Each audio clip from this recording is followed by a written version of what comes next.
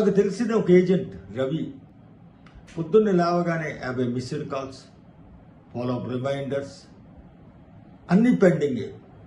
అప్పుడు నేను రవితో చెప్పాను, ఆటోమేషన్ సిస్టమ్ ఫాలో అవుతే అన్నీ ఆటోమేటిక్గా జరిగిపోతాయి, నీ ఫాలో అప్ మెసేజెస్ అన్ని కస్టమర్స్కి వెళ్తూనే ఉంటాయి. అప్పుడు రవి అన్నాడు, ఇది పెద్ద కంపెనీలకే, మనకి పనికిరావు అని. కానీ అదే ఏరియాలో ఇంకొక రియల్ ఎస్టేట్ ఏజెంట్స్ ఆటోమేషన్ వాడి 6 నెలల్లో డీల్స్ డబుల్ చేశారు. కానీ రవి మాత్రం ఇంకా మాన్యువల్ సిస్టమే ఫాలో అవుతున్నాడు.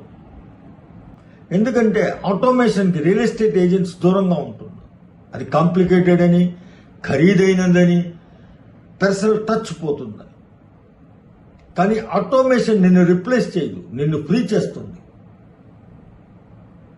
మరి నువ్వు చెప్పు, బిజినెస్ నువ్వు నడుపుతున్నావా లేకపోతే నిన్ను బిజినెస్ నడుపుతున్నాదా? నేను మీకు సహాయం చేస్తాను ఆటోమేషన్ సిస్టంతో రియల్ ఎస్టేట్ బిజినెస్ ఎలా చెయ్యాలి అని. ఈ కింది నెంబర్కి వాట్సాప్ చెయ్యండి.